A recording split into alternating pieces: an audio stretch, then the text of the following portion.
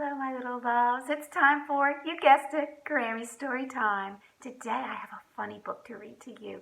It's a little bit ridiculous, but funny. It's about somebody who wakes up in the morning and has something unusual growing out of her head. What do you think it is? The title of this book is Imogene's Antlers. What would you do if you woke up and antlers were growing out of your head? Well, let's find out what Imogene does. On Thursday, when Imogene woke up, she found she had grown antlers.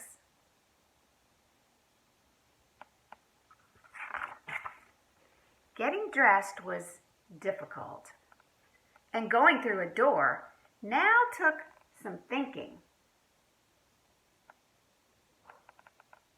Maybe she should turn sideways. What do you think?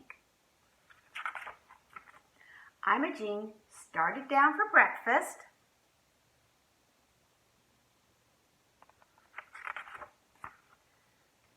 But got hung up.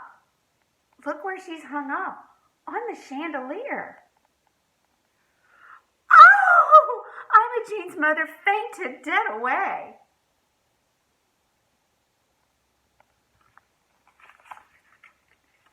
The doctor poked and prodded and scratched his chin. He could find nothing wrong. Well, except for the antlers, right? The school principal glared at Imogene, but had no advice to offer.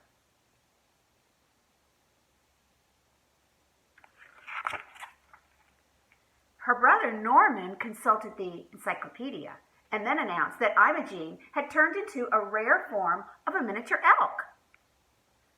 Imogene's mother fainted again and was carried upstairs to bed.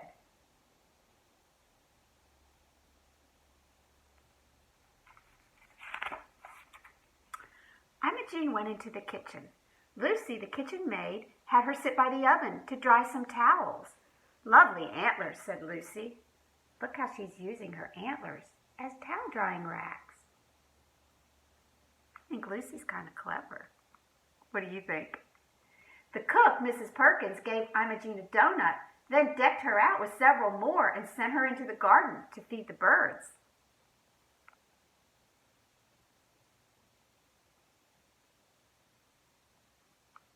If I had antlers, I think I'd like some donuts on there too. I might like the snack before the birds got to them.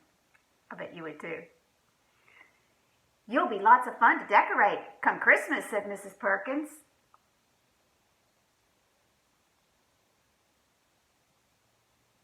You think Mrs. Perkins is going to string her antlers with Christmas lights and Christmas bulbs?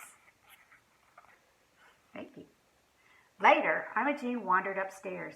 She found the whole family in Mother's bedroom. Mother still doesn't feel good from the shock of Imogene's antlers.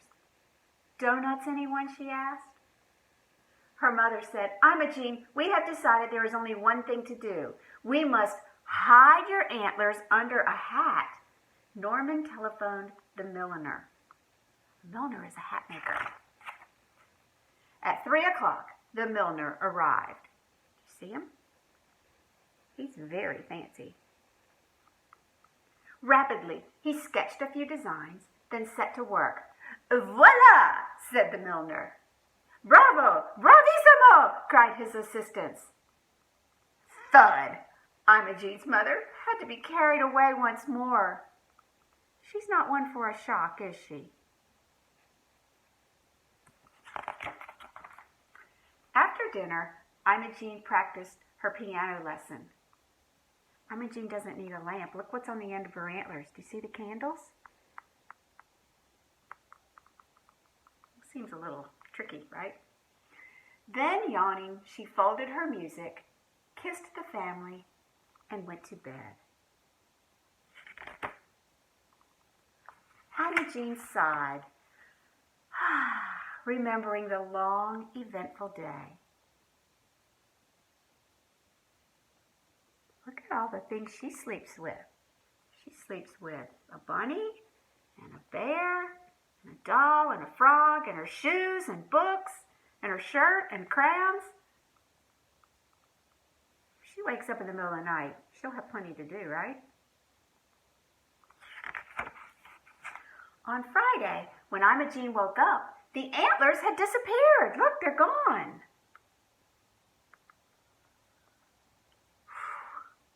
When she came down to breakfast, the family was overjoyed to see her back to normal.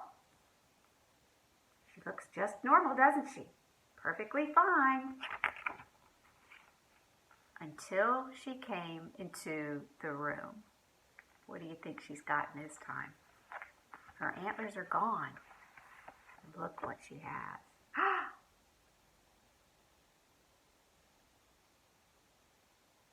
What if you woke up and you had peacock feathers coming out from behind? That sounds like it would be problematic to sit down, doesn't it?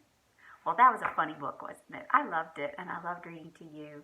You're the best. And I'll see you next time on Grammy Story Time. Bye-bye, my sweet peas.